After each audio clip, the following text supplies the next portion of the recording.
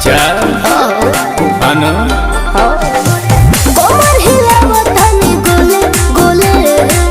के कर मजाल भजे बोले बोले मारेलू काजरा लगावेलू झगड़ा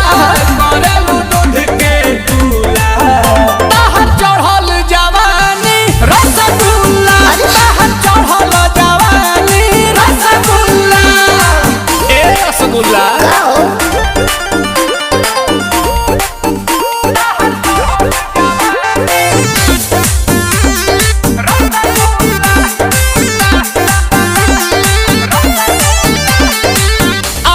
के सामने